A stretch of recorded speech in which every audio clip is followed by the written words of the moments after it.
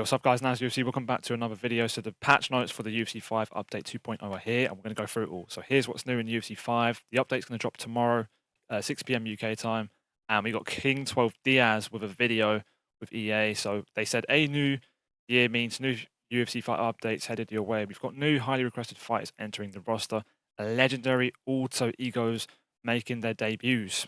Love to hear that.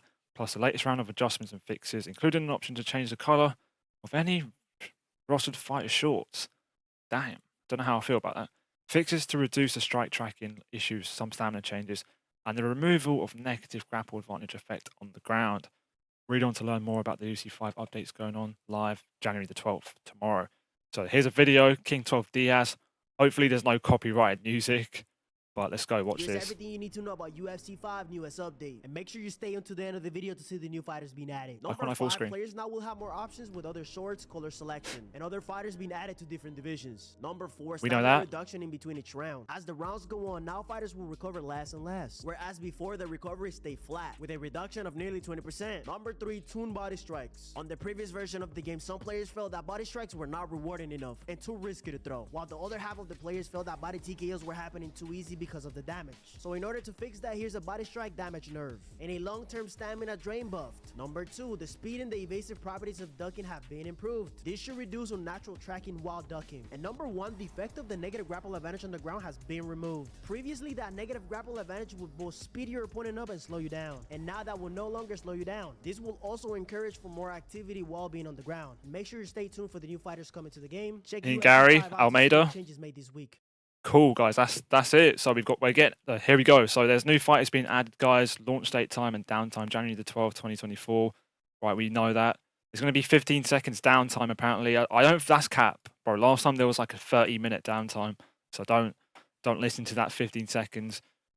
Charles Jourdain, we got him coming. 4 stars. That's not bad. I'd agree with 4 stars. 94 submission defense, 93 punch speed, 93 punch power. Ian the Cut Garry, 4 stars. I expect them to be higher. 4.5, 93 actually, 93 footwork, 93 head movement. Not bad. His character model is kind of good, He doesn't look lanky here. He looks a bit strong. I would have liked him to have more hair, like longer hair. But carrying on. Almeida, 4.5, agreed with that. 97 top game, of course. 96 bottom game, yep. 97 submission, yeah. Very good ground stats. Got this chick. We've got Mike Malott, 4 stars. Yeah, he's just starting. He's quite new, so I would agree with that. A few more wins, give him a little buff. To be fair, he's got some good stats for a 4-star punch power. He's a welterweight too, so cool. So they're all the fighters that they're adding, guys. Fight week challenges and new alter egos. Cool. So they're going to be adding new alter egos. I'd love to see like a Jose Aldo alter ego or like a Tony Ferguson one. A lot of people have been asking for a Tony Ferguson like prime alter ego. Wouldn't mind that. They added Kamaru Usman to middleweight. That's great. I would love to see them update Khamzat Chimaev's moveset because he can't do the backpack. And we know in the fight between him and Kamaru Usman, Khamzat was actually doing the backpack. Let me zoom in a bit, guys. What's this? All right, cool. There we go. Added short color selection to fighters for all roster fighters. Excludes alter egos. Okay, that's not, because you wouldn't want to put like, Venom shorts on like, McGregor alter egos and shit, because that wouldn't make any sense. Striking, reduced stamina recovery between rounds and made it taper off for each round. So I was speaking to you guys last week and I read your comment section in my previous videos, and you guys agreed with me that the stamina will drop a little bit after each round, reducing that stamina. It won't stay flat like it usually does. Even at the first interval, the recovery has been reduced as rounds go on. Fighters will recover less and less, whereas before the recovery stayed flat. In total, the amounts to a reduction of nearly 20%. Big numbers, guys. The stamina, they're really targeting the stamina with this update. Tuned body strikes. I was a bit confused with this, but it turns out there are some benefits to it. Tuned body strikes generally shifting from damage to stamina drain utility. We've heard feedback that body strikes now inflict heavy damage and allow for TKOs too easily. Meanwhile, the stamina drain from body strikes felt a bit too low, which hampers the tactical use of body strikes to slow the pace of a fight down and helps to discourage relentless attempts at breaking the block. So yesterday I went a bit nuts about, why are they nerfing the damage, right? So they're trying to reduce TKOs. Like, and they're trying to increase body rocks, if that makes sense. Because the way you get body rocks is by draining your opponent's stamina. Then you get more consistent body rocks, which makes sense.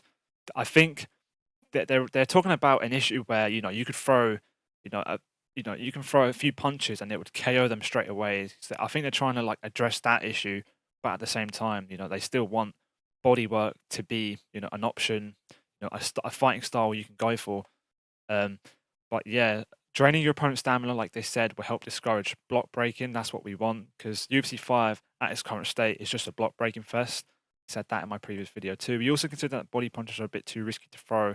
The body lead hook is a little overused, agreed, and the body jab is a bit underused. Yeah, no one really uses the body jab. And so they basically reduce the damage of all these body punches, but don't be too afraid, right? Because if we carry on to read this, long-term stamina drain increases.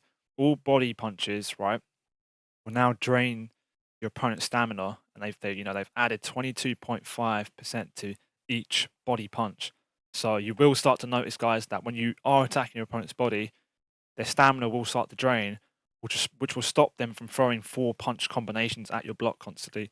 You will, if you play tactically, you play on the back foot, you start picking at their body, your opponent will gas out, make them miss, slip their strikes, they will gas out, hopefully, and that's what I'm getting from this. The values are meant to net plus 10% drain past the damage decrease to most of the body punches, and the intention is that it will be a big net increase in damage for the body jab, which isn't getting a damage decrease. Okay, cool. All body kicks plus 10%, guys. Like I said in my previous video, you're going to see a lot more body kicks. So, that could mean a lot of people will start to throw more body kicks, teeps, whatever you call it. I might make a video on how to, the best body kicks to use or the best body kick combinations, or I could just make a kickboxing combo, because that's definitely going to be, something you want to set up now. Set up head kicks, as well. Vulnerability decreases chin, upper vulnerability. So I was kind of confused at what this meant yesterday, but some of you cool guys commented on my previous video and basically said that attacking the body now is less risky, because before, right, you'd attack the body, you get uppercutted, and boom, all your head health was gone, or you'd get knocked out. So they've decreased the damage that punches, do to you when you attack the body. So say someone throws an uppercut and you just throw a safe body jab, you're not going to get like knocked out anymore. So they've decreased those numbers here. That one by a lot, by the way, 33%. Improve the speed and evasive properties of ducking. So as you guys know, whenever you duck on UFC 5, you get tracked. On my previous stream last night, it happened in two situations where I ducked a head kick I seen coming from a mile away, and like the kick just like magnets onto your head. And they're going to solve that.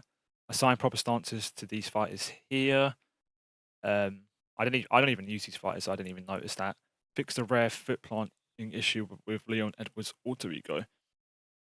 I didn't know about that. You could sometimes drag his feet when walking around. I've noticed that with loads of fighters, to be fair.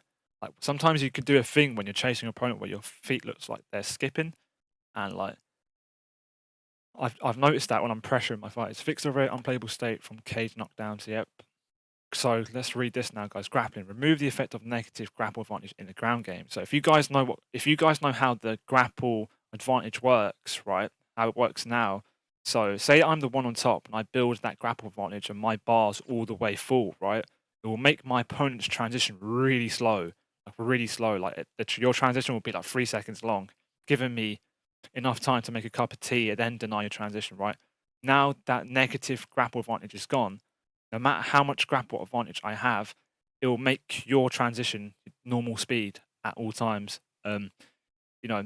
But still, don't forget, guys, building grapple advantage is still key, especially if you're on top and you're trying to advance position. Your transitions will still become faster if you build it. It just won't affect your opponent's transition speed, which is cool. That's going to change ground game. It's going to be a lot more fluid.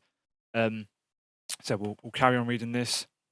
Negative grapple advantage will both speed your opponent's transition and slows you down. Now it will no longer slow you down. This should encourage more activity in the ground game and make it harder for a fighter to hold a position for too long. Good. Guys, I also made a video on power transitions. Make sure you watch that. That's a little low-key secret tip. Increase the influence of the ground striking attribute. Posture up, ground and pound, especially for elbows. So I'm pretty sure there's an attribute. So if you guys look at the stats and shit, like there's loads of attributes. Like there's one called like workhorse where you have loads of stamina and shit. Ground striking attribute. So fighters who have that attribute now have a buff when they go for ground and pound. I'm assuming people like Khabib, Khamzat have it. So their punches and elbows and ground and pound are going to be more devastating now.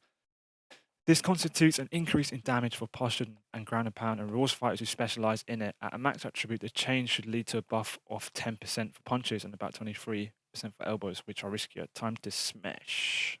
That's a reference to Khamzat, by the way. Decrease the damage of elbows in the tight ground game. So tight ground game just means when you're not postured up, right? The base damage of the tight ground elbows was reduced to a value only slightly higher than the punches. The influence of the ground striking attribute on the damage itself was increased. Although the net result is still a decrease in damage, this means the damage from the elbows was decreased in general, especially for fighters with a low attribute. And guys, this is where I actually learned something new. So we're going to carry on reading.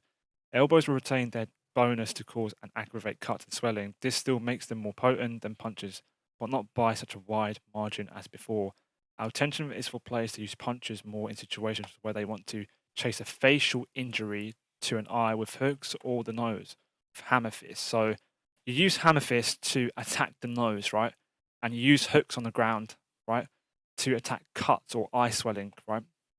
And I always recommend, guys, I've said it before, attack the nose. That's the meta, in my opinion. Attacking the nose is meta because once you get back to the feet, all you got to do is land jabs and straights, and that will hurt your opponent and rock them.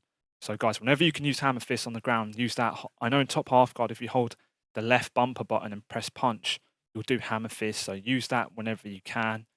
Where else can you use hammer fist?